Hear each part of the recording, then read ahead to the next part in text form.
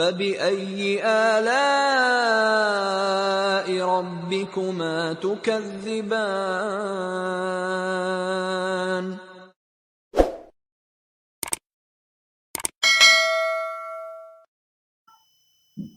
Bismillahirrahmanirrahim. Assalamualaikum warahmatullahi wabarakatuh.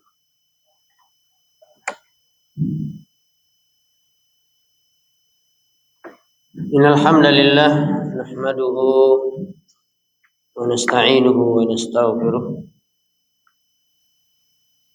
Na'udzu billahi min shururi anfusina min sayyiati a'malina may yahdihillahu fala mudilla lahu wa may yudlil fala hadiya lahu. Asyhadu an la ilaha illallah wahdahu la syarika lah wa asyhadu anna Muhammadan abduhu wa rasuluh. Ya ayyuhalladzina amanu taqullaha haqqa tuqatih wa la tamutunna illa wa antum muslimun. Amma ba'du fa inna asdaqal hadiits kitabullah khairul huda huda Muhammadin sallallahu alaihi wa ala alihi wasallam. Syarrul umuri muhdatsatuha inna kulla muhdatsatin bid'ah wa kulla bid'atin dhalalah wa kulla dhalalatin finnar.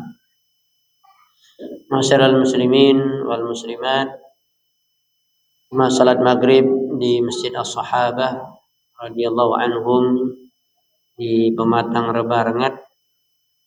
Alhamdulillah kita dapat bertemu dengan izin Allah Subhanahu wa taala pada malam hari ini, pada akhir Senin bulan Agustus, 25 Agustus, dan masuk tanggal 2 Rabiul Awal, bulan ketiga Hijriyah, Muharram Safar Rabiul Awal. Kita sekarang berada tanggal 2 Rabiul Awal 1447 Hijriyah.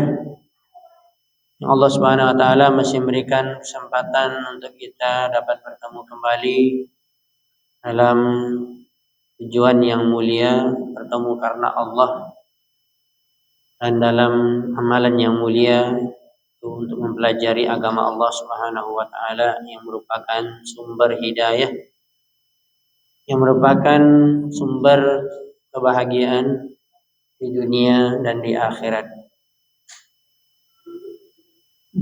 Kajian rutin kita di Masjid As-Sahabah ini itu dalam kitab Fadlul Islam, utamaan agama Islam, yang dikarang oleh Syekh Muhammad bin Abdul Wahhab At-Tamimi rahimahullahu taala. Kita masih melanjutkan bab yang kelima, masih dalam syarahnya, yaitu wujubul istighna bi mutaba'atihi sallallahu alaihi wasallam an kulli ma siwahu. Wajibnya bagi setiap kaum muslimin dan muslimat untuk merasa cukup, al-ghina, ghani, istighna, untuk merasa cukup dalam urusan agama bimutaba'atihi, dengan cara mengikuti sallallahu alaihi wasallam, Rasul kita yang mulia, an kulli ma siwa, dan tidak mengikuti siapapun selain dari Rasulullah sallallahu alaihi wa ala alihi wasallam. Kenapa kita harus mencukupkan hanya mengikuti Rasulullah SAW di dalam urusan agama? Karena Rasulullah SAW menjelaskan segala sesuatu yang ada di dalam agama. Tidak ada yang tinggal. Perintah sudah dianjurkan oleh Nabi SAW, perbuatan-perbuatan yang telah dianjurkan oleh Nabi berupa perintah, dan hal-hal yang diharamkan atau yang dilarang telah disampaikan, telah dilarang oleh Nabi SAW dalam seluruh perkara. Dalam perkara-perkara, pertama tentunya perkara agama karena berkaitan dengan ibadah. Kemudian ada berkaitan dengan masalah dunia seperti muamalah. seperti kita melakukan aktivitas budi pekerti kita atau kita melakukan kegiatan-kegiatan sosial atau kita berhubungan dengan orang lain dari sisi mencari harta atau bisnis, katakan bab muamalah, walaupun dia adalah dalam urusan dunia, tetapi tetap sudah dijelaskan oleh Rasulullah Shallallahu Alaihi Wasallam. Sebagaimana telah kita sampaikan pada penjelasan yang lalu, dalilnya adalah dalam surat An-Nahl ayat 89, karena ini potongan ayatnya. Sempurnaan ayatnya panjang, maka disebutkan wa nazzalna 'alaikal kitab. Allah Subhanahu wa taala berfirman wa nazzalna, dan kami telah menurunkan 'alaika, ke atasmu wahai Muhammad, al-kitab. Al-kitab sudah pasti adalah Al-Qur'an.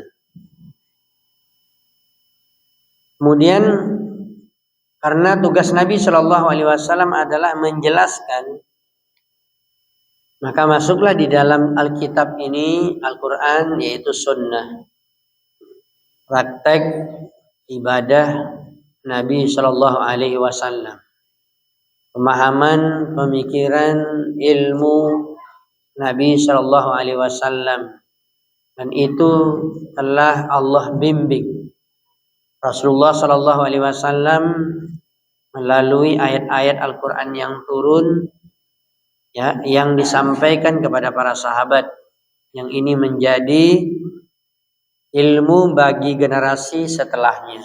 Setelah Rasulullah SAW meninggal dan terputusnya wahyu, tidak ada lagi wahyu yang turun karena tidak ada nabi yang akan diutus lagi, maka tentunya ilmu yang berkaitan dengan masalah apa yang telah disampaikan oleh Nabi Shallallahu Alaihi Wasallam, sebagaimana kita mengetahui bahwa Rasulullah SAW memiliki ilmu agama sempurna. Adapun para sahabat, mereka ada yang tergolong ulama yang banyak menguasai ilmu agama, tetapi tidak 100% semuanya, tidak ada yang tinggal. Mesti ada dari beberapa sisi sahabat yang sealim apapun dia tidak mengetahui masalah tertentu. Menunjukkan apa? Menunjukkan hikmah yang besar bahwa selain dari Nabi Shallallahu Alaihi Wasallam, tidak ada yang sempurna ilmu agamanya seperti Nabi 100%, tidak ada yang tidak tahu. Sebab itu di kalangan para sahabat saja ada kelompok-kelompok sebagaimana kelompok-kelompok ulama dan orang-orang biasa, sebagaimana juga manusia sampai di zaman sekarang. Kita katakan sampai masih adanya orang yang mempelajari agama Islam, maka ada ulama, ada yang menguasai ilmu agama, dan yang menguasai ilmu agama itu pun tidak semuanya 100%. Kemudian apalagi kalau kita katakan orang awam, apalagi kita yang menuntut ilmu, kita yang belajar agama, yang kita tidak akan sampai kepada level para ulama. Maka oleh sebab itu tentunya kita mengembalikan semua urusan ini kepada Al-Quran dan Sunnah, dan kita mendengarkan penjelasannya dari para ulama-ulama Ahlus Sunnah wal Jamaah, yang mereka memiliki pemahaman yang lurus, yang mereka mengambil dalam memahami Al-Quran dan Sunnah dari guru mereka, guru dari guru mereka, guru dari guru mereka, terus menyambung sampai ke generasi tabi'ut tabi'in. Tabi'ut tabi'in menerima ilmu dari guru mereka tabi'in, dan tabi'in menerima ilmu mereka dari sahabat, dan sahabat menerima ilmu mereka dari Rasulullah Sallallahu Alaihi Wasallam. Makanya selalu kita memberikan penekanan memahami Al-Quran dan Sunnah harus dengan pemahaman para sahabat. Kenapa? Karena sahabat itu yang telah menemani Nabi SAW, yang telah turun wahyu kepada mereka, mereka dengar, mereka mendapatkan penjelasan dari Nabi SAW. Apalagi di antara para sahabat yang mereka tergolong ulama, Abdullah bin Abbas yang mengerti semua penjelasan tafsir dalam Al-Quran 30 juz. Maka dikatakan beliau adalah ya ahli ta'wil atau ahli tafsir di kalangan para sahabat. Ada juga Abdullah bin Mas'ud, ada juga Ubay bin Ka'ab. Ya, generasi tabi'in begitu juga, ada Sa'id bin Jubair, ada Imam Qatadah, dan ada a'immah yang lain. Dan terus kita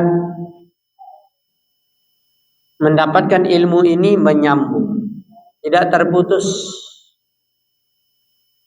Dan itu yang dimaksud dengan kita mencukupkan dalam memahami agama ini dengan apa yang datang dari Nabi Shallallahu Alaihi Wasallam dan bukan selain dari Nabi. Bagaimana kalau sahabat tidak mengikuti Nabi? Tidak boleh kita ikut. Tetapi kita tidak akan mendapatkan sahabat Nabi tidak mengikuti Nabi Shallallahu Alaihi Wasallam, karena semua para sahabat sudah mendapatkan rekomendasi dari Allah dalam firman-Nya radhiyallahu anhum wa radu'an. Apalagi yang awal-awal masuk Islam, as-sabiqunal awwaluna minal muhajirin wal ansar. Apalagi di antara sahabat-sahabat yang mereka dikatakan 10 orang yang dijamin masuk surga. Di antaranya 4 khalifah, Abu Bakar, Umar, Utsman, Ali radhiyallahu taala anhum ajmain. Maka kaum muslimin yang dirahmati dan dimuliakan Allah Subhanahu wa taala, kalau kita kaitkan dengan judul kitab keutamaan Islam, keutamaan agama Islam ini akan menjadi utama dan membawa kebaikan kepada kita apabila kita memahami Islam ini hanya cukup satu yang kita ikuti, yaitu Rasulullah Sallallahu Alaihi Wasallam, dan bukan selain dari Rasulullah Sallallahu Alaihi Wasallam. Dan itulah yang dimaksud seperti yang terakhir sebutkan tadi, wa nazzalna 'alaikal kitab.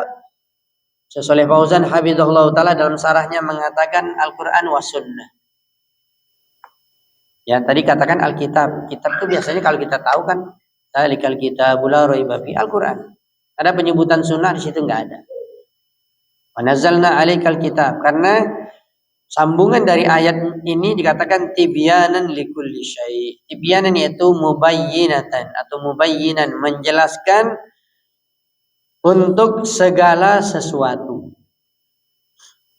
Kita ulangi lagi, kalau orang mengatakan ini Al-Qur'an saja, ini bukan hadis. Ya, mana dalil yang menunjukkan kita mengikuti Rasulullah SAW saja, sementara dalam ayat ini wa nazzalna 'alaikal kitab, bukankah ini adalah Al-Qur'an? Iya. Jawabannya adalah, apakah Anda membaca Al-Qur'an? Ya. Apakah Anda mengetahui ayat-ayat yang mewajibkan mengikuti Rasulullah SAW dalam seluruh urusan ibadah? Kalau kamu tidak tahu, maka kita pelajari. Banyak ayat-ayat yang menjelaskan tidak boleh kita memilih selain dari jalan Rasulullah SAW.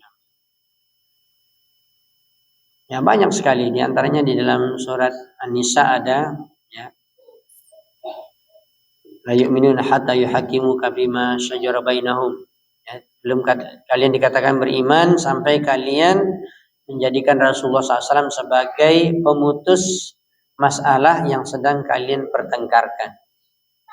Dan tidak ada boleh kalian merasa tidak menerima setelah ada keputusan dari Rasulullah sallallahu alaihi wasallam. Summa la yajiduna bi anfusihim harajan mimma qadaita wa yusallimu taslima. Ya ayyuhalladzina amanu la tuqaddimu baina yadayillahi wa rasuli. Ya, di dalam ayat yang lain juga dikatakan, wahai orang yang beriman, janganlah kamu mendahului dari Al-Qur'an dan sunnah. Dari apa yang ada pada Allah, itu Al-Qur'an, dan apa yang ada pada Rasulullah SAW, yaitu sunnah beliau. Di dalam surat Al-Ahzab juga dikatakan, "Maka al-mu'minuna idza qadallahu wa rasuluhu amran ayyakuna lahumul khiyaratu min amrihim. Tidaklah boleh bagi seorang mukmin laki-laki ataupun perempuan ketika Allah dan Rasulnya telah menetapkan satu urusan atau semua urusan dalam urusan agama, ada pilihan lain yang kita pilih. Yang kita pilih misalnya tuan guru kita, kiai kita, ustadz kita. Padahal tidak sesuai dengan Al-Quran dan Sunnah.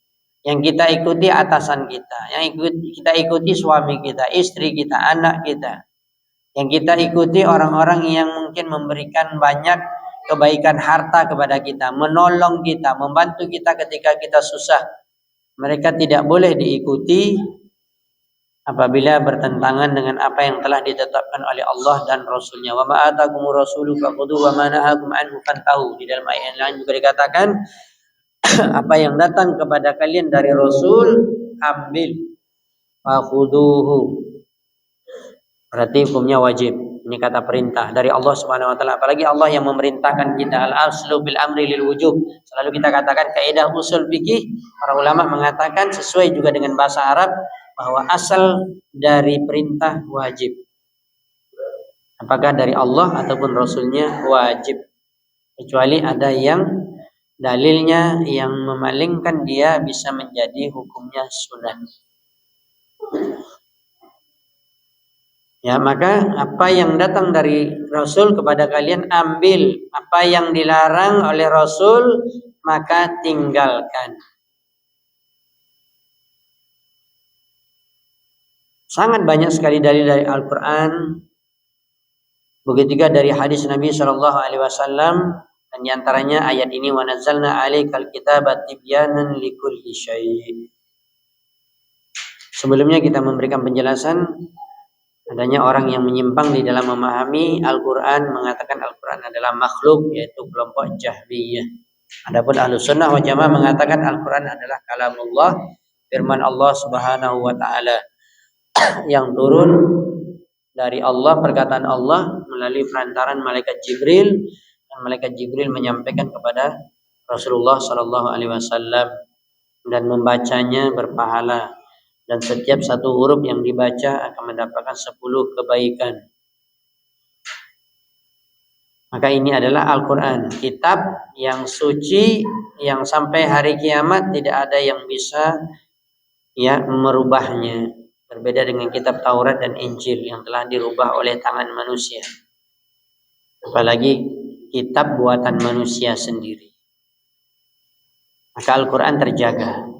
Maka kita bersyukur kepada Allah Subhanahu wa taala kita beragama Islam dan kitab suci kita adalah Al-Quran terjaga sampai Allah Subhanahu wa taala akan mengangkat Al-Quran ini dari dada-dada orang-orang yang menghafalnya atau dari dada-dada kaum muslimin. Maka tidak ada lagi Al-Quran di ciri hari kiamat. Kita masih mendapatkan Al-Quran dan kita mesti bangga dan mesti kita percaya 100% bahwa Al-Quran tidak ada salah satupun di dalamnya. Kalau ada orang memahaminya salah berarti otaknya yang salah, bukan Al-Qurannya. Karena Al-Quran itu firman Allah. Itu perkataan Allah, sebaik-baik perkataan Allah. Ya. Waman asdaqu minallahi qila, dan siapakah perkataan yang paling baik? Tidak ada kecuali Allah Subhanahu wa taala. Jangan ada keraguan sedikit pun di dalam Al-Quran. Kalau kita meragukan apa yang ada dalam Al-Quran dari kebenarannya, dari itu adalah merupakan firman Allah, berarti kita meragukan Allah Subhanahu wa taala sebagai zat yang memberikan bimbingan kepada kita untuk berada di jalan yang benar. Kalau kita ragu dengan apa yang ada di dalam Al-Quran, secara otomatis kita akan ragu apa yang dibawa oleh Nabi Sallallahu Alaihi Wasallam. Karena Rasulullah SAW menjelaskan apa yang ada di dalam Al-Quran. Muslimin yang dirahmati dan dimuliakan Allah Subhanahu Wa Taala, tibyanan likulli syai', menjelaskan segala sesuatu. Kita masih membacakan penjelasan dari Syekh Shalih Fauzan hafizahullah taala tentang ayat ini. Tibyanan itu mubayyinan atau mubayyinatan. Ya, likulli syai' terhadap segala sesuatu. Bayyana fihi ad-dinil ladzi yaqbaluhu min ibadi wa la yaqbalu minhum siwa. Allah Subhanahu wa taala telah menjelaskan agama Islam yang Allah menerima dari hambanya ketika hamba manusia beragama Islam dan mereka memeluk agama Islam. Wala yaqbalu minhum siwa, dan tidak akan menerima selainnya. Telah kita sebutkan sebelumnya. Pertama sekali, agama Islam itu sendiri ketika orang beragama Islam, dia sudah diterima agamanya. Kemudian ada pembahasan yang lain sebelumnya, yaitu bab keempat, bahwa yang diterima dari orang Islam ketika dia beribadah, ketika dia beramal adalah sesuai dengan apa yang dijelaskan, yang diamalkan oleh Nabi Shallallahu Alaihi Wasallam, dan tidak diterima selain dari Nabi. Tidak diterima dari siapapun. Ya, maka kita telah sebutkan tadi. Kalau seandainya sahabat menyelisih Nabi, tidak diterima pendapat sahabat. Tapi saya katakan tadi ini tidak mungkin. Antum baca biografi sahabat, nggak ada sahabat yang menyelisih Nabi. Mereka sangat takut sekali menyelisih Nabi SAW karena mereka mengetahui akan berada di dalam keburukan, berada di dalam kebinasaan, apalagi di akhirat. Inilah yang tertanam di dalam diri Nabi, di dalam diri para sahabat Rasulullah SAW. Adapun generasi setelahnya mulai berubah, ya, karena mereka tidak bersama Rasulullah SAW. Masih ada keraguan. Oleh sebab itu tentunya sebagaimana yang pernah kita sampaikan, bahwa beruntunglah orang-orang yang walaupun dia tidak bertemu dengan Nabi, apalagi hidup di zaman fitnah, dan ketika kita lihat banyaknya kaum muslimin walaupun mayoritas seperti di negeri kita ini, ya, bahkan secara umum alhamdulillah masih banyaknya orang yang salat berjamaah, yang salat ke masjid, yang salat juga banyak. Baca Al-Quran masih ada, yang belajar Al-Quran masih ada, yang belajar agama masih ada. Masalahnya yang dipelajari banyak yang tidak sesuai dengan sunnah Nabi. Maka ketika tidak sesuai dengan sunnah Nabi SAW, itulah kewajiban kita belajar. Belajar seperti ini, adanya majelis ilmu, mempelajari Al-Quran, mempelajari sunnah Nabi, dan mendengarkan penjelasannya dari para ulama-ulama Ahlussunnah wal Jamaah dari zaman, bahkan dari sahabat, tabi'in, atba'ut tabi'in, dan dari ulama-ulama yang mengikuti jalan mereka dengan baik. Ya, agar apa? Agar diterima amalan kita. Saya selalu memberikan penekanan, kebenaran itu bukan karena jumlah banyak. Kalau jumlah banyak, orang kafir lebih banyak dari jumlah kaum muslimin di dunia ini. Berarti kita ikut orang kafir. Binasa kita. Begitu juga sesama kaum muslimin. Kita katakan yang benar itu adalah kebanyakan yang dilakukan di tempat kita, di kampung kita, di negeri kita, di tempat tinggal kita. Ya, sudah turun-temurun. Ini tidak menunjukkan kebenaran ketika mereka tidak mengikuti sunnah Nabi Shallallahu Alaihi Wasallam. Apa atas nama apapun yang mereka katakan. Apalagi mohon maaf saya mengatakan di zaman sekarang banyak orang yang menampilkan kehidupan sosial beragama seolah-olah memang Masya Allah negeri ini atau kampung ini atau kota ini dimanapun Islami. Apalagi saya mohon maaf mengatakan bisa jadi ada unsur-unsur politik. Ya, seseorang yang menjabat karena mayoritas kaum muslimin dan mungkin di situ ada kecondongan orang kepada Islam, maka dia buat acara-acara Islam, tetapi bukan Islam. Maka kita tidak boleh mengikutinya. Ini namanya mengikuti kebanyakan orang. Kebanyakan orang bukanlah patokan kebenaran. Apalagi sudah campur aduk atas nama agama, apalagi dibuat pentas yang besar, nanti orang ramai datang, ya. Iklannya di mana-mana berbau Islam, ketika ada acaranya bercampur baur. Ini sudah tidak sesuai dengan sunnah Nabi SAW. Campur baur laki-laki perempuan, tidak ada batas. Ditambah lagi ada musik, ada nyanyian, ada joget-joget. Demi Allah, ini bukan ajaran Rasul. Ini sudah jauh dari petunjuk Rasulullah Shallallahu Alaihi Wasallam, dan kita tidak boleh mengikutinya. Dan ini adalah kemungkaran.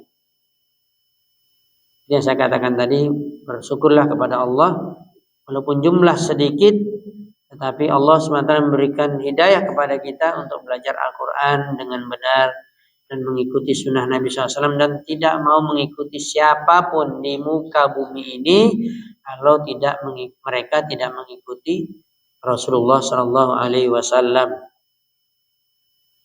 Itu yang dikatakan tibyanan likulli syai' bayyana fihi ad-din alladhi yaqbalu min ibadihi wa la yaqbalu minhum siwahu, kama annahu bayyana fihi aidan ad-din alladhi la yaqbaluhu tibyanan likulli syai' min umuri din, yaitu segala sesuatu dari perkara agama. Kemudian di akhir ayat, di ayat yang lain, tadi surah An-Nahl alam 9, di ayat yang lain dikatakan oleh Syekh Shalih Fauzan, wa hudan wa rahmatun liqaumi yu'minun.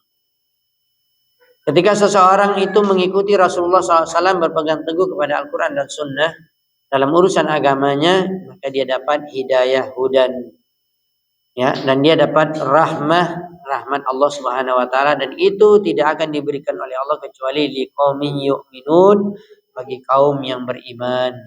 Hudan wa rahmatan lil mu'minin. Ya, secara khusus benar adalah untuk orang-orang beriman. Adapun orang yang tidak beriman sudah pasti tidak mendapatkan rahmat dari Allah Subhanahu wa taala, bahkan menjadi hujah atas mereka.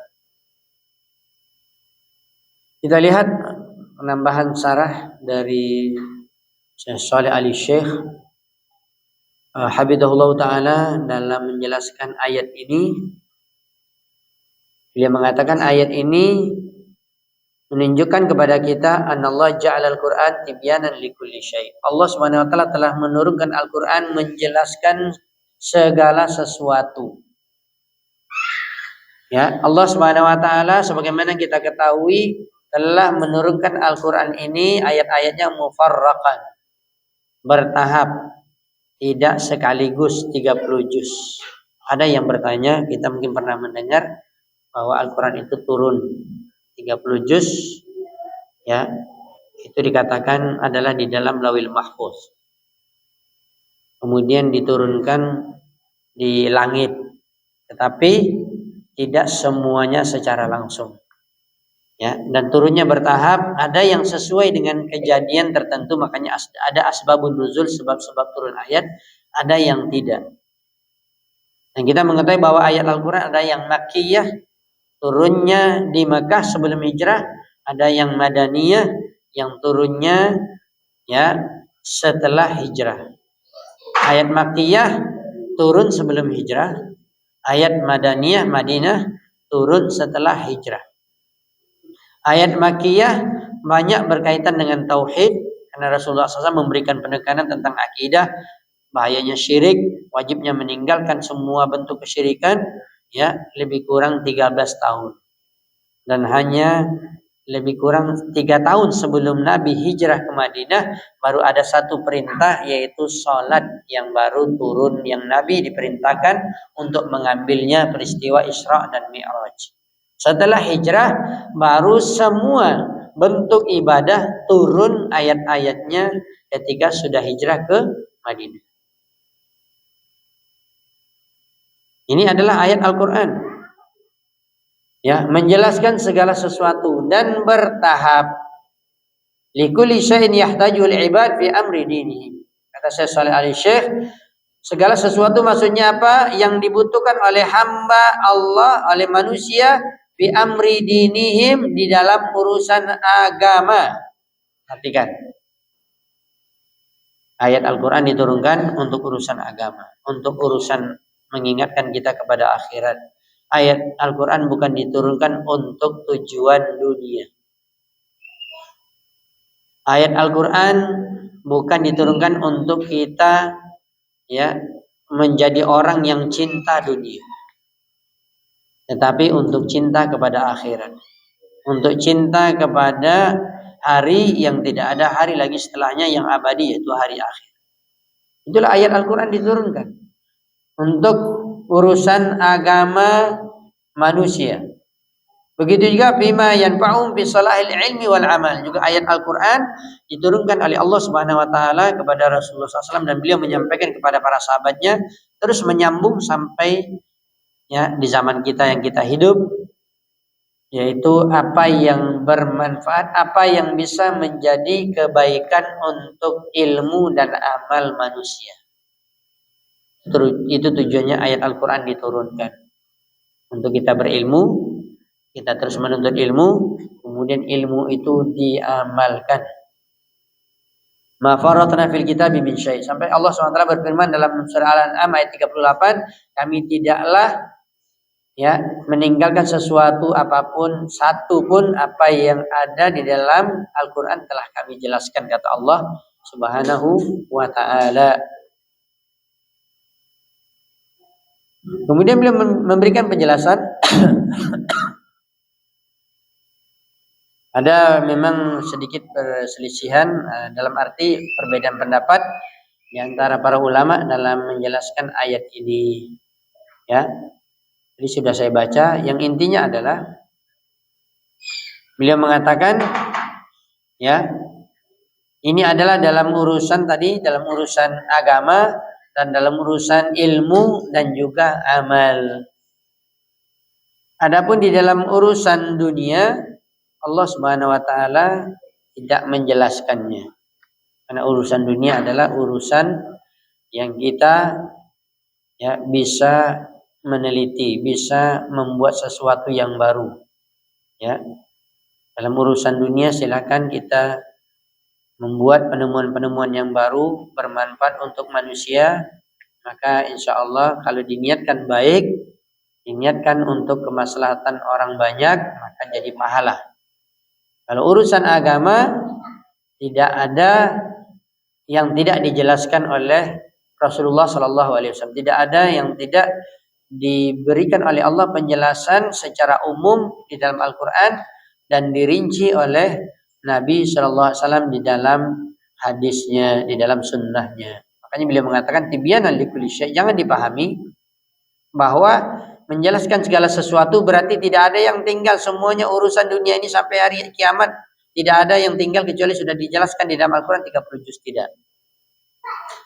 Ya, karena beliau mengatakan adapun di dalam urusan dunia tidak dijelaskan. Seperti misalnya lam yanzil tibyanan, tidak diturunkan ayat menjelaskan li umur riyadhiyat berkaitan misalnya dengan ilmu dunia, ilmu matematika, ilmu hitung, ilmu ya fisika, ilmu kimia, ilmu perdagangan, ilmu ya perbintangan dan yang lainnya. Tidak ada dijelaskan, ya. Maka sifatnya adalah umum saja, tapi ilmu agama sudah dijelaskan semuanya. Maka di sini kita harus pahami dengan baik. Kalau yang itu datang dari Allah Subhanahu wa taala, maka tidak akan mungkin salah. Karena Allah telah menurunkan Al-Qur'an kepada Rasulullah SAW hadiyan linnas asyiratal mustaqim wat tariqal qawim. Ya, Allah SWT telah menjadikan Al-Quran itu turun kepada Nabi SAW menjadi petunjuk bagi manusia agar mereka mendapatkan jalan yang lurus, jalan yang kokoh, tegar dan tidak bengkok. Alladzi la yaltabisu fihi ma yadkhulu hawan nas, yang tidak akan mungkin masuk ikut campur di dalamnya hawa nafsu manusia.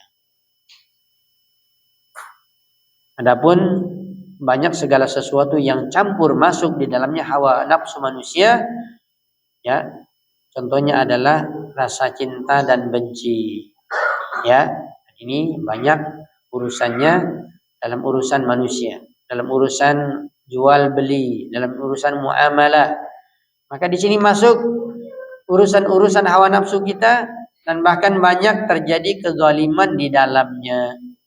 Adapun apa yang telah Allah berikan petunjuk kepada kita, berupa ayat Al-Quran, dan Rasulullah SAW diutus sebagai penjelas dari Al-Quran, maka tidak ada kezaliman sama sekali. Mutlak adalah dari Allah yang Maha Adil, dan itu adalah firman Allah, maka tidak akan mungkin ada kezaliman. Ya, apalagi kita mengetahui wa ma rabbuka bidzallamil lil 'abid. Tidaklah Allah SWT Rabb kamu itu mendolimi satu pun dari makhluknya, atau sedikit pun kezaliman yang diberikan oleh Allah kepada manusia, tidak ada. Disinilah kita harus menyadari, wahai kaum muslimin yang dirahmati dan dimuliakan Allah Subhanahu wa taala, bahwa kita bisa mengetahui Islam itu adalah agama yang sempurna. Agama dari Allah Subhanahu wa taala. Kalau agama buatan manusia, yang namanya otak manusia, maka pasti banyak kekurangannya. Bahkan ada agama itu nggak ada kebaikan di dalam. Buatan manusia. Kalau ada pertanyaan bagaimana dengan ahlul kitab, agama Yahudi, Nasrani, bukankah dari Allah SWT? Sudah kita jelaskan tadi, benar. Tetapi dirusak oleh pemikiran dan tangan manusia, ya, sehingga tidak terjaga lagi kemurnian. Begitu juga sama. Kalau seandainya Islam ini yang dibawa oleh Nabi SAW dan terus setiap zaman, ya, terus sampai hari kiamat, kalau tidak ada kaum muslimin, walaupun dia mengaku Islam, tidak ada kaum muslimin lagi yang berpegang teguh memahami Islam ini sesuai dengan dalil Al-Quran dan Sunnah, maka akan terjadi perubahan dan perubahan. Makanya tidak asli lagi.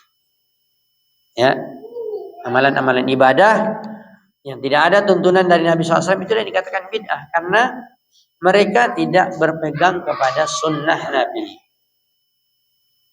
Makanya akhirnya tidak ada yang murni lagi.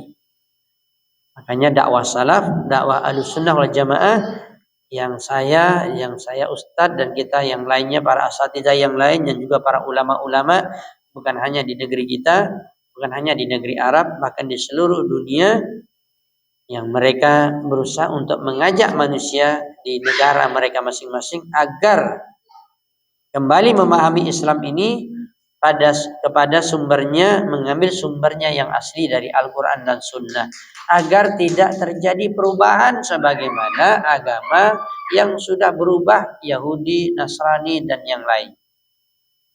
Tidak ada lagi asli. Maka itu yang saya katakan tadi. Kalau kaum muslimin tidak lagi berpegang teguh memahami Islam ini, berilmu dan mengamalkan ilmunya sesuai dengan dalil dari Al-Quran dan Sunnah, dan mengikuti jalan selain dari Al-Quran dan Sunnah, maka Islam telah rusak. Islam tidak asli lagi, tidak murni lagi.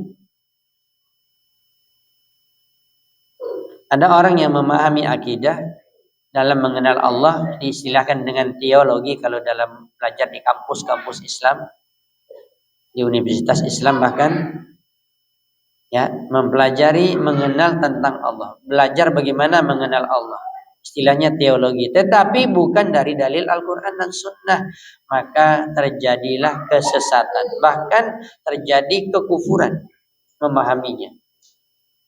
Seperti orang-orang filsafat yang mereka mengatakan mereka memahami akidah teologi melalui filsafat, ilmu orang yang didapat dari orang kafir, dari filsafat Yunani, dari Aristoteles, dari Plato, dari ini, ya.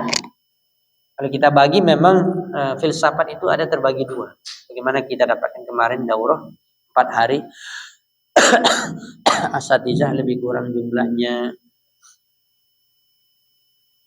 600 orang, ya, di Masjid Abu Darda yang disampaikan oleh Ustadz Firanda, Dr. Firanda. Beliau ada sarah 5 jilid, ada dijual juga di pasaran, sarah Aqidah Wasithiyah. Aqidah Wasithiyah dikarang oleh Syekhul Islam Ibnu Taimiyah. Di antaranya adalah bantahan kepada orang-orang filsafat. Beliau menyebutkan bahwa filsafat itu sebenarnya terbagi menjadi 2. Ada filsafat yang berkaitan dengan ilmu dunia, ada istilahnya fisika, itu dari filsafat. Tetapi ini dalam ilmu dunia boleh kita mengambil. Tapi kalau dalam ilmu agama, apalagi dalam cara mengenal Allah dengan istilah teologi, maka bisa sesat kita memahaminya dengan ilmu filsafat. Ya, itulah yang terjadi.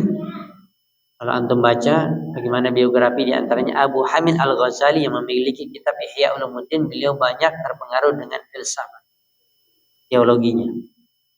Ya, walaupun beliau seorang yang alim, yang cerdas, hafalannya kuat. Ya. Dan kalau kita urut-urut seperti Imam Abul Hasan Al-Asy'ari yang dikenal dengan pencetus akidah Asy'ari ya. Dan banyak khususnya di negeri kita ini dikatakan di negeri kita ini akidahnya Asy'ariyah, bahkan ada orang mengatakan 95% dunia ini akidahnya Asy'ariyah. Itu tidak benar, bohong. Ya, tidak benar. Bagaimana dia bisa menetapkan sementara dia nggak tahu pemahaman orang masing-masing, dia periksa. Maka kalau kita lihat bagaimana biografi kehidupan Abul Hasan Al-Asy'ari, beliau itu mulai masih muda sudah belajar dengan ayah tirinya. Ya. Sudah belajar dengan ayah tirinya, ibunya menikah dengan seseorang yang menjadi ayah tirinya dan tokoh besar Mu'tazilah. Di Abul Hasan Al-Asy'ari belajar pemahaman Mu'tazilah 40 tahun. Hingga Abul Hasan Al-Asy'ari ya diangkat menjadi tokoh Mu'tazilah. Tokoh yang paling paham tentang akidah Mu'tazilah, tapi beliau bingung. Itulah Allah berikan hidayah, akhirnya dia mulai belajar dan berusaha mencari kebenaran dalam memahami, khususnya berkaitan dengan nama-nama dan sifat Allah, dengan memahami Allah itu bagaimana cara yang benar. Kemudian dia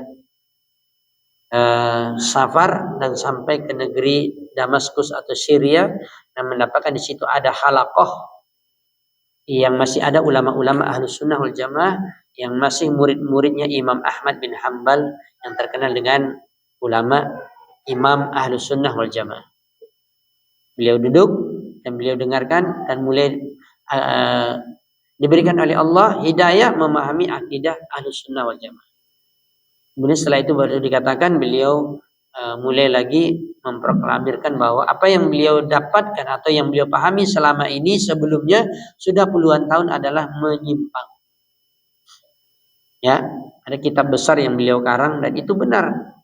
Tapi orang yang tidak mau, istilahnya tidak mau merubah akidah Asy'ariyahnya, pemahamannya yang lama, dia membantah itu bukan karangan Abul Hasan Al-Asy'ari. Padahal ini betul karangan beliau. Maqalatul Islamiyyin, Al-Ibanah, fi Ushulid Diyanah, itu membantah pendapatnya yang lama dulu, yang puluhan tahun. Yang mengatakan Allah tidak bersemayam di atas aras, itu dibantah. Imam Abul Hasan Al-Asy'ari sendiri membantah. Allah berada di mana-mana, dibantah. Allah tidak punya tangan, dibantahnya. Dia sendiri yang membantah. Tapi sayang, di zaman sekarang orang mengatakan akidah Asy'ariyah, pendapat Abul Hasan Al-Asy'ari yang dulu sebelum taubat itu yang dipegang. Ya, karena waktu azan telah masuk. Nah, lewat bahkan. Ya, lewat 27 dan 5 menit ya. Kita dengarkan azan terlebih dahulu. Insyaallah setelah ini kita sambung sedikit penjelasannya dalam bahasan ini, wallahu taala. Silakan kita dengarkan azan.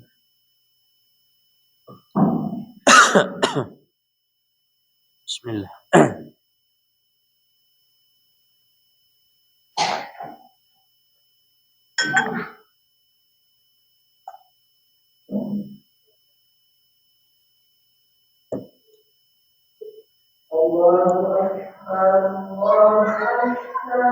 Allahu Akbar, Allah.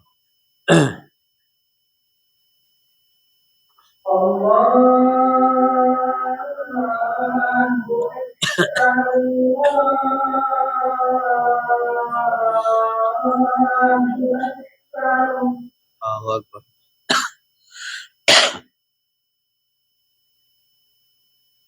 Asyhadu an la ilaha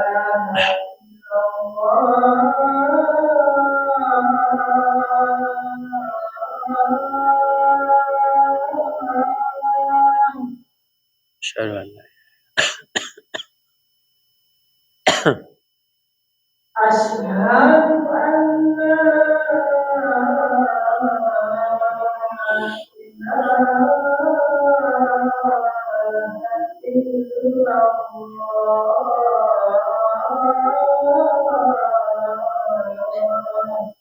Asyhadu anna Muhammadar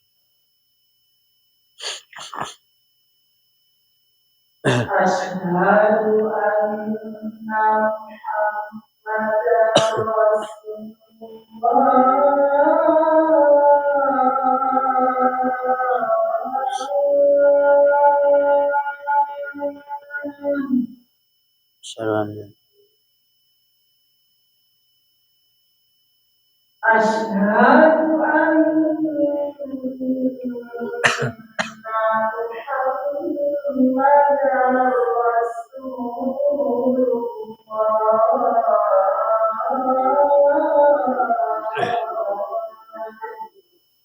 Rasulullah. Asyhadu anna Muhammadar Rasulullah. Hayya 'alas shalah.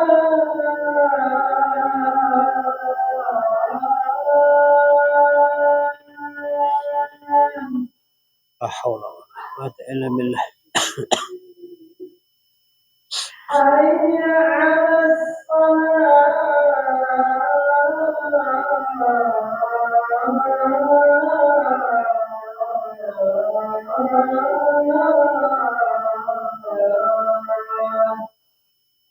Haula. Hayya 'alas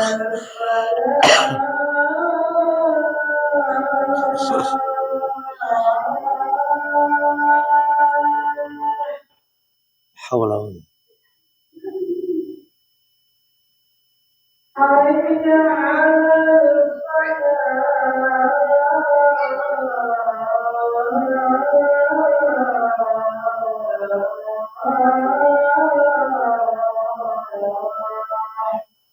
la haula wa la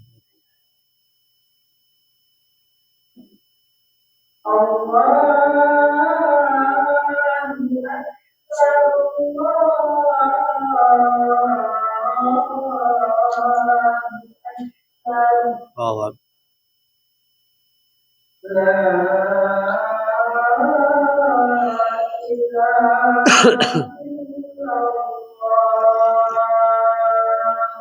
La ilaha illallah.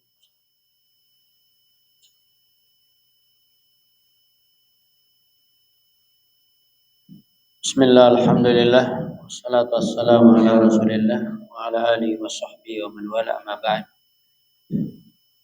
Sengaja saya memberikan penekanan di dalam masalah, khusus masalah akidah. Kita mesti belajar dengan benar dari sumbernya yang lurus, yaitu Al-Quran dan Sunnah, pemahaman para sahabat. Adapun orang yang mengatakan bahwa akidah yang benar itu, mohon maaf, akidah Ahlussunnah wal Jamaah adalah akidah Asy'ariyah, ini pendapat yang salah. Nah, Imam Abul Hasan Al-Asy'ari itu wafatnya tahun 230 lebih. Ya. Dan telah kita sebutkan tadi bagaimana biografi kehidupan beliau. Ini ditulis oleh orang yang sezaman dengannya dan murid-muridnya juga.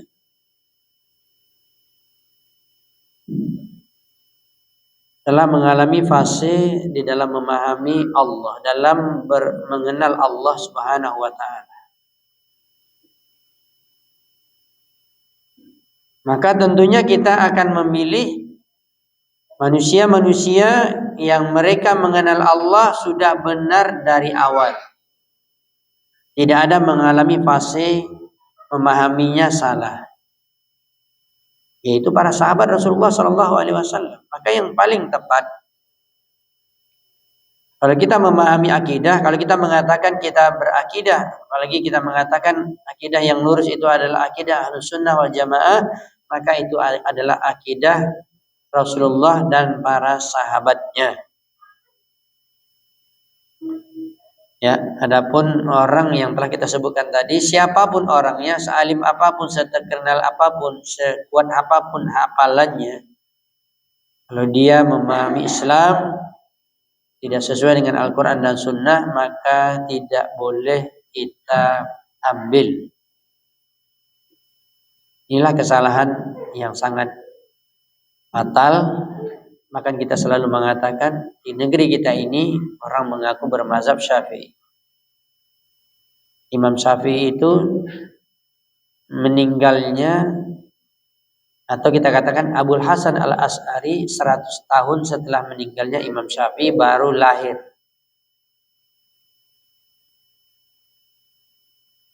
Berarti yang paling dekat, sebagaimana Nabi SAW sendiri yang mengatakan semakin seorang itu dekat dengan zaman Nabi, maka semakin dekat kepada kebenaran. Apalagi sahabat Rasulullah SAW bukannya dekat ke zaman Nabi, mereka bersama Nabi. Sahabat itu mereka masuk Islam, mereka belajar agama, mereka memahami Islam ini langsung dengan turunnya wahyu.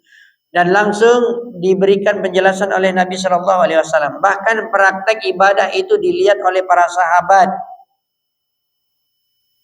Maka sudah pasti apa yang dipahami dan diamalkan oleh para sahabat benar. Makanya ayat ini tadi kan telah kita sebutkan, wa nazzalna 'alaikal kitaba tibyan likulli syai'. Tadi kita katakan kalau ada mengatakan ini ayat kan mengatakan Alkitab berarti Al-Quran saja, tetapi tidak ada di dalamnya sunnah. Salah.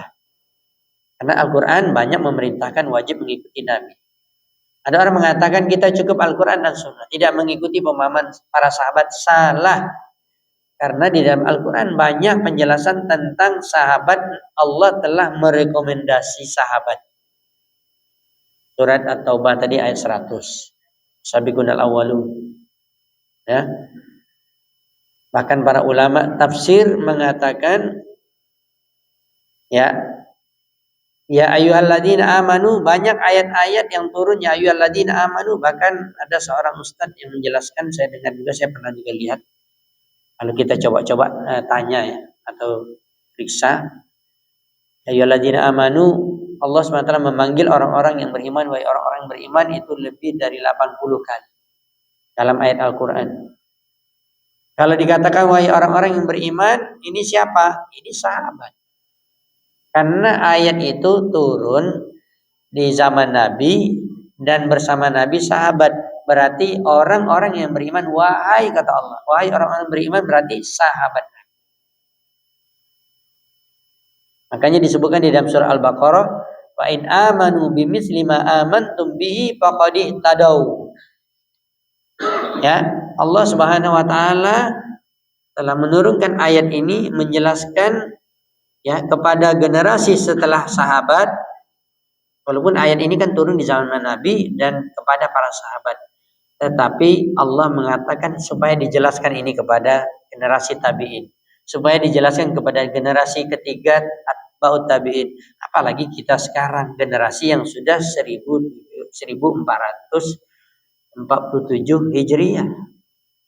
Maka Allah mengatakan fa in amanu, berarti siapa ini? Semua manusia selain dari sahabat, semua kaum muslimin selain sahabat yang beriman. Fa in amanu, ketika mereka beriman bimisli ma amantum, berimannya sesuai dengan apa yang diimani oleh para sahabat, kata Allah faqad tadaw. Di ujungnya ayat dikatakan pasti mereka akan dapat petunjuk. Sudah jelas. Ini rekomendasi yang kuat dari Allah, kita wajib mengikuti para sahabat. Baru dikatakan berada di jalan yang lurus. Pertama, kalau ada orang mengatakan saya tidak mengikuti Al-Quran dan Sunnah, sudah jelas keluar. Yang kedua, kalau ada yang mengatakan saya hanya memegang Al-Quran dan tidak mengambil Sunnah atau hadis, sudah jelas menyimpang. Karena Al-Quran itu nggak bisa diamalkan kecuali dengan penjelasan sunnah. Termasuk ayat ini dikatakan oleh para ulama, tibyan likulli syai', maksudnya adalah sunnah. Kemudian kalau ada orang mengatakan kami memahami Islam ini sesuai dengan kami mengambil pemahaman Islam, kami memahami Islam ini mengambil dari Al-Quran dan Sunnah, belum juga bisa benar. Karena apa? Dipahami pemahaman Al-Quran dan Sunnah sesuai dengan pemahaman para sahabat, baru benar. Ya. Apalagi banyak orang yang mengaku mereka semua memahami Al-Quran, memahami Islam ini Al-Quran Sunnah, Al-Quran Sunnah, Al-Quran Sunnah. Tetapi mereka menyimpang. Contohnya apa? Kelompok pertama sekali muncul di dalam Islam yang sudah ada di zaman Utsman bin Affan, yang membunuh Utsman bin Affan, yang Utsman bin Affan khalifah yang ketiga, dibunuh oleh kelompok Khawarij yang mengkafirkan pemimpin, yang menghalalkan darah kaum muslimin, yang mengatakan pelaku dosa besar kafir. Kelompok ini apa yang mereka ambil? Al-Quran. Apa yang mereka ambil? Sunnah. Bahkan mereka banyak yang hafal Al-Quran 30 juz, tapi sesat. Kenapa? Tidak memahami dengan pemahaman para sahabat. Padahal sahabat masih hidup di tengah mereka. Apalagi di zaman sekarang, yang kita sudah jauh dari zaman sahabat. Maka kalau kita mengatakan cukup Al-Quran dan Sunnah, tidak memahami agama ini dengan pemahaman para sahabat, maka akan terjadi penyimpangan. Contohnya, akan ada orang-orang yang cerdas, diberikan oleh Allah akal yang cerdas, kemampuan berbahasa Arab yang hebat. Saya tidak perlu sebutkan bahwa di negeri kita ini ada yang dia profesor, dia punya tafsir lebih kurang beberapa jilid, 20 jilid lebih. Apa yang dia katakan bahwa jilbab tidak wajib. Ahli tafsir bahasa Arabnya itu dia keturunan Arab, tetapi tidak memahami Al-Quran sesuai dengan pemahaman para sahabat, ya sesat. Ini contohnya, ya. Ada orang yang memahami hadis tidak sesuai juga dengan pemahaman para sahabat. Maka ini yang harus kita sadari, yang harus kita pelajari agar kita selalu berada di jalan yang lurus. Kita mengetahui begitu mulianya Islam ini, begitu sempurnanya agama Islam ini, bahwa Islam ini memiliki kemuliaan yang sangat tinggi. Maka di dalam satu hadis Nabi SAW mengatakan al-Islamu ya'lu wa la yu'la. Agama Islam itu paling tinggi kemuliaannya, ya, ilmunya, dan tidak ada yang di atasnya lagi. Bagaimana kita bisa memahami ini? Ya, dengan mengikuti Al-Quran dan Sunnah pemahaman para sahabat. Makanya Imam Syekhul Islam Muhammad bin Abdul Wahab di dalam kitabnya ini berkaitan dengan bab yang kelima ini, beliau menukilkan perkataan Umar bin Khattab. Contoh kita memahami agama ini sesuai dengan pemahaman para sahabat, apalagi 4 khalifah yang telah disebutkan oleh Nabi. Maka akan terjadi perselisihan setelah aku meninggal, perselisihannya banyak, ikhtilafan katsira. Maka Nabi SAW memberikan jalan keluar, memberikan obat dari penyakit perselisihan di sesama kaum muslimin. Alaikum bisunnati, pertama sekali berpegang teguh kepada sunnah Nabi. Jangan lepaskan hadis Nabi, sunnah Nabi dalam memahami agama. Ini jalan keluar yang pertama. Kemudian kata Nabi, wa sunnatil khulafa'ir rasyidin al-mahdiyyin min ba'di. Kemudian sunnah 4 khalifah, Abu Bakar, Umar, Utsman dan Ali. Apalagi mereka sudah dijamin masuk surga. Ya. Dan selalu diambil juga perkataan-perkataan 4 khalifah ini sebagai nasihat banyak sekali untuk kaum muslimin. Bahkan ketika sahabat masih hidup pun semua khalifah ini banyak nasihatnya yang diterima oleh para sahabat yang lain.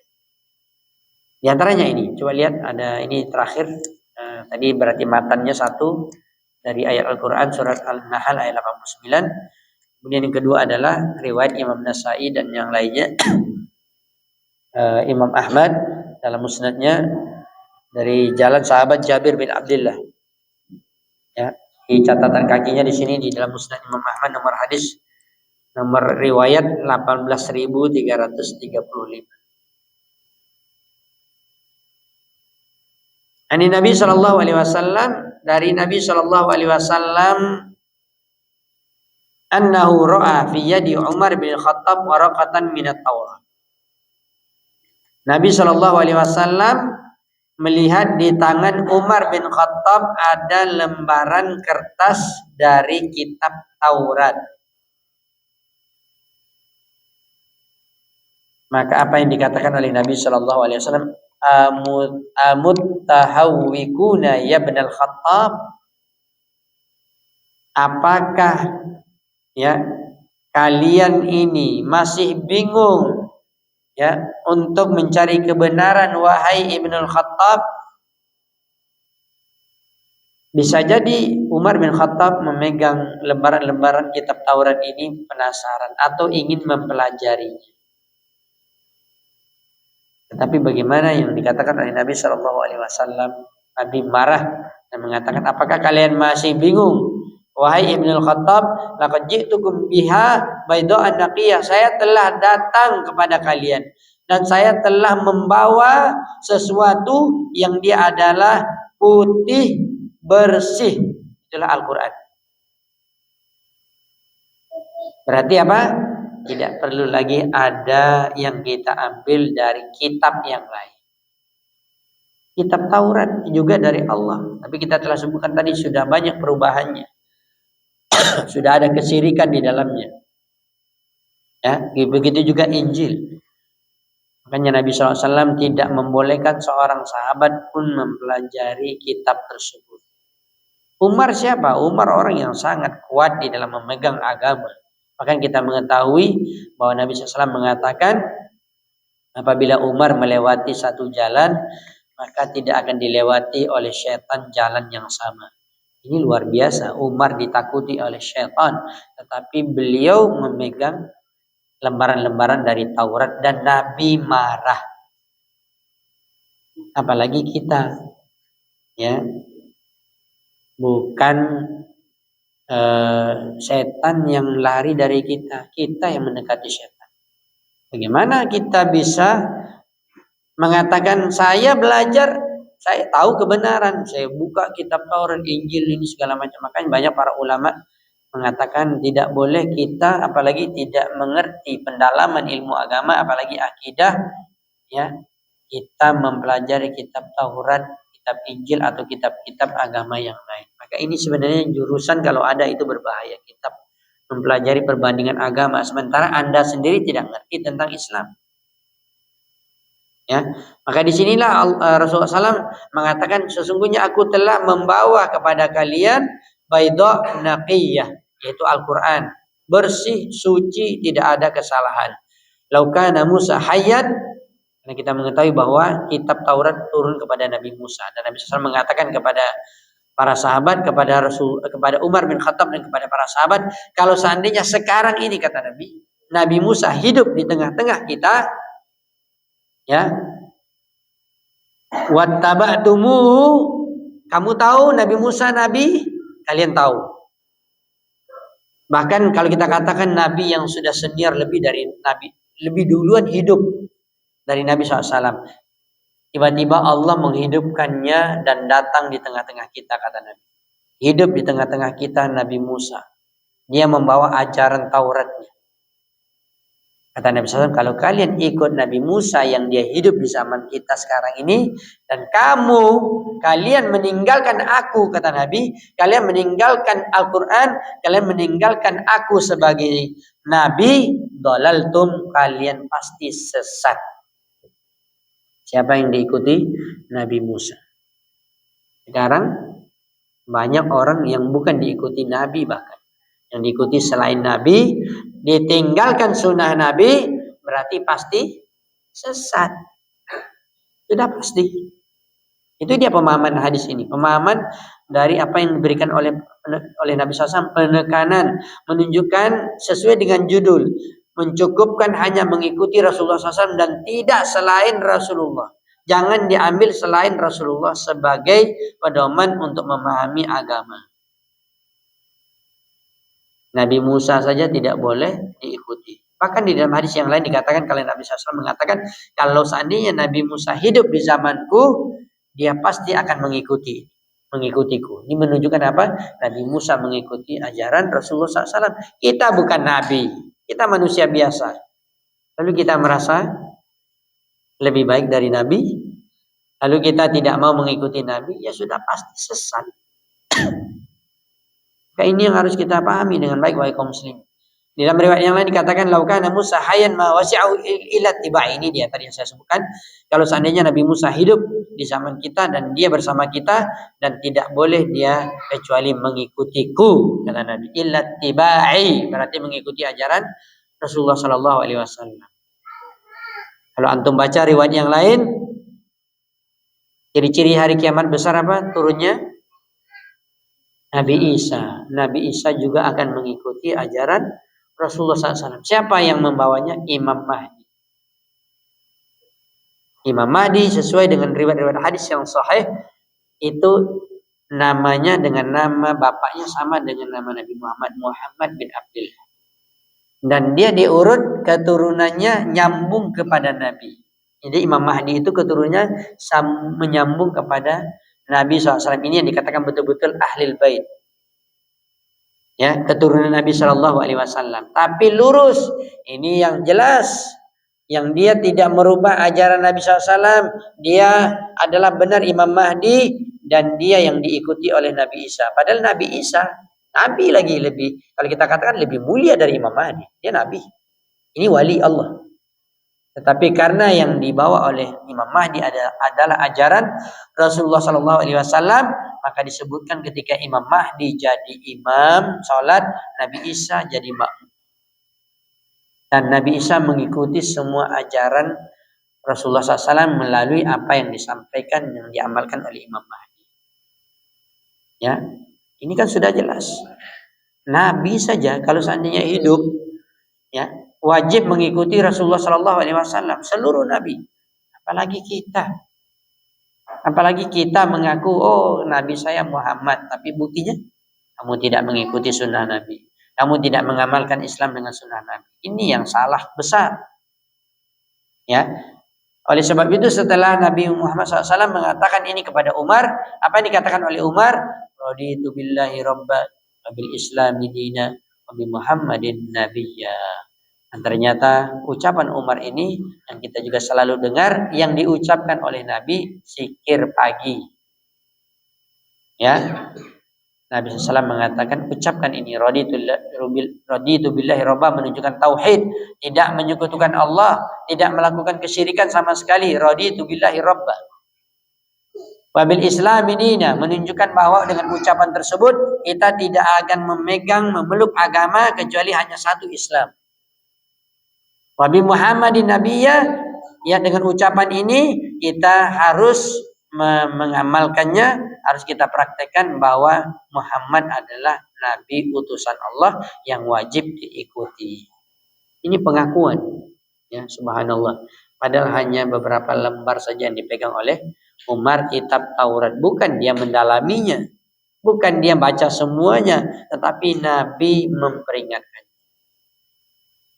Bagaimana di zaman sekarang orang yang membaca, memahami agama tidak mempelajari Al-Quran dan Sunnah.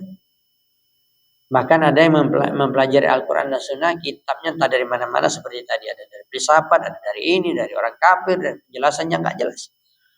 Dalilnya nggak ada. Ibadah begitu juga, ikut-ikutan. Nggak ada sumbernya. Ada dapat kitab-kitab zikir wirid dari ustadznya, dari tuan gurunya. Kadang-kadang dari mana dapat ini selawat, bentuk selawat ini? Dari mimpi. Dari mimpi. Ya, berserakanlah banyak selawat-selawat. Selawat nariyah, selawat badriyah, selawat ini. Ya. Sehingga bermunculanlah ini namanya bid'ah dan ini semuanya sesat. Kenapa? Tidak ada diajarkan oleh Nabi SAW dan tidak diamankan oleh para sahabat. Inilah yang kita harus pelajari wahai kaum muslimin. Ya, tidak mengikuti arus banyak orang. Kelompok orang banyak, ramai-ramai orang. Tidak. Ya, mengamalkan Islam itu dengan mengikuti Rasulullah SAW, pemahaman para sahabat cukup. Ya. Kaum muslimin yang dirahmati dan dimuliakan Allah Subhanahu wa taala. Ya. Ini sudah jelas nasihat dari Nabi SAW kepada Umar bin Khattab radhiyallahu ta'ala. Bahkan apa yang dialami oleh Umar bin Khattab ini ketika beliau menjadi khalifah, ini pernah saya sampaikan. Antum baca juga mungkin penambahan referensi kita untuk mengetahui bagaimana teguhnya Umar bin Khattab dalam mempertahankan akidahnya. Apalagi beliau seorang khalifah, bertanggung jawab kalau seandainya rakyatnya sesat, tentunya yang akan ditanya adalah pemimpin. Itu bahayanya jadi pemimpin, bukan mudah ya. Jadi pemimpin itu tanggung jawabnya besar. Ya. Banyak yang akan diurus nanti di akhirat, ditanya satu persatu tentang keadaan rakyatnya. Tidak mudah jadi pemimpin. Jangan tamak, jangan rakus, jangan berebut-rebut. Sudah di atas, enggak berhukum dengan hukum Islam. Tidak menerapkan kebenaran, bahkan kezaliman, bahkan korupsi. Ya udahlah, mati dah semua. Nah, azab nanti di neraka. Bahaya. Kehidupan di dunia sebentar itu pun tidak dapat ya nikmat. Ya, di akhirat dapat azab, kan mengerikan. Ya. Sangat menyedihkan. Maka Umar bin Khattab radhiyallahu ta'ala anhu, ketika beliau melihat ada rakyatnya yang memegang kitab Taurat atau apa, kitab Injil, beliau cambuk. Beliau mengatakan jangan dibaca. Pelajari Islam dengan baik. Ya. Beliau mengharamkan orang-orang yang membaca, ingin mempelajari Islam, memahami Islam, tetapi membaca, memahaminya dari selain Al-Quran dan Sunnah. Ini di zaman siapa? Di zaman Umar bin Khattab sebagai khalifah, yang masih banyak sahabat hidup. Di zaman sekarang ya nggak ada lagi sahabat, jauh. Tapi orang bermudah-mudahan, ya sangat bermudah-mudahan di dalam memahami Islam, semua kitab dibaca, dipahami. Ya, bahkan itu yang dipegang, bukan Al-Quran dan Sunnah. Ini makanya kesesatan itu banyak.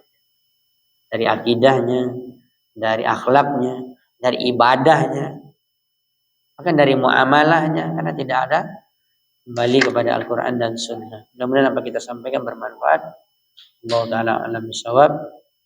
Ya, penjelasannya kalau diteruskan sangat banyak. Mungkin kesimpulan saja.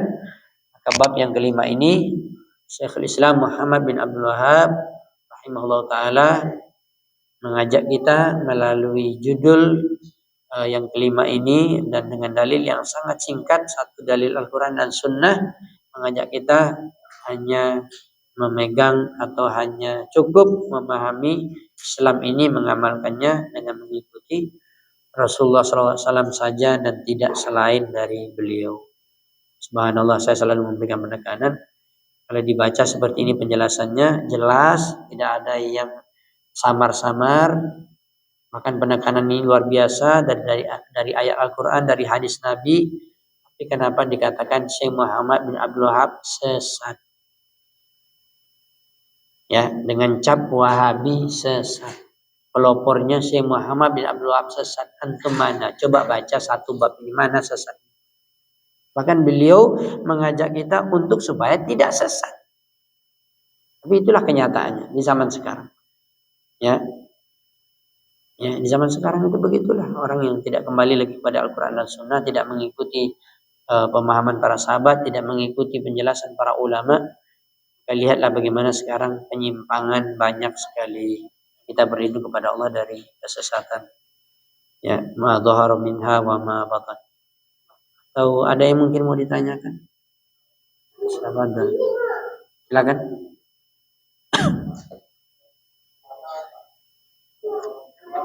Hah? Apa? Orang tua? Kenapa? Saya tanyakan dulu. Kenapa dia pakai pampers? Makanya saya tanyakan dulu. Kenapa dia pakai pampers? Apa sebabnya? Ya.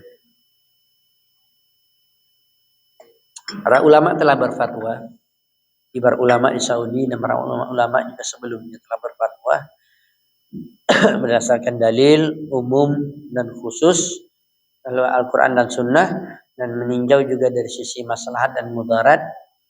Ya, karena kalau tidak ditahan seperti tadi, kalau teman sekarang pakai pampers, ya dia akan terus mengalir. Khusus orang yang kalau dalam bahasa Arab, kalau penyakit yang kencing terus nggak pernah berhenti, itu salasilul baul. Ya, orang yang seperti ini dibolehkan memakai. Ya, ketika dia sudah berwudu, nanti dia sedang sholat misalnya keluar teruskan sholatnya. Insya Allah nggak batal. Ini namanya khusus. Ini yang dikatakan salah satu contoh hukum darurat. Ad-darurah tubihul mahdhur. Ini kaidah usul. Kaidah fikih para ulama, darurat itu bisa membolehkan sesuatu yang tidak dibolehkan. Tapi betul-betul darurat. Dan keadaannya tidak semua orang. Makanya kalau tadi dikatakan orang tua yang memakai pampers, kalau dia tidak ada penyakit, nggak boleh. Ya, nanti kalau dia buang air kecil seperti kita, ya udah batal wudhu lagi. Kan tidak menetes terus. Ini menetes tidak pernah berhenti. Saya bawa umroh tahun kemarin Ramadan. Salah satu jamaah saya dari Jawa Timur, tidak salah, bapak tuh pas dia tanya pas mau kami umroh atau apa, dia langsung tanya sudah sampai ke hotel di Mekah, kemudian kami menuju malam itu mau umroh malam, dia datang anaknya tanya, bapak saya ini dia seperti tadi, ada keluar darah juga pipisnya dan sering keluar. Nah, gimana Ustaz katanya, boleh nggak pakai pampers? Ya seperti tadi, boleh karena dia memang nggak secara otomatis keluar sendiri. Kalau kita mungkin sesak kencing bisa kita tahan. Ini keluar sendiri, nggak ditahan jadi keluar. Kan kalau hukum asalnya kan keluar dari dua lubang, dubur dengan kubur membatalkan wudhu. Tapi orang ini dia khusus darurat, maka dibolehkan sampai selesai. Ya, kalau kita yang tidak ada uzur tidak boleh. Kalau yang seperti tadi ya masih bisa menahan, tidak boleh pakai pampers. Dan ya sudah jelas kalau keluar dari zakarnya, dari malunnya, air kencing atau apapun, ya maka itu membatalkan wudhu. Dan benar yang sebenarnya dia harus berwudhu dan mengulangi sholat. Tapi kalau posisinya seperti tadi, ya dia keluar aja namanya penyakit, insya Allah ini tidak ada masalah. Allah taala alam bisawab. Demikianlah dapat kita sampaikan, mudah-mudahan bermanfaat. Cukup kajian kita malam hari ini jam 8 lewat 5. Kita akhiri dengan kafaratul majlis. Subhanallah bihamdika, asyhadu an la ilaha illa anta astaghfiruka wa atubu ilaik. Assalamualaikum warahmatullahi wabarakatuh.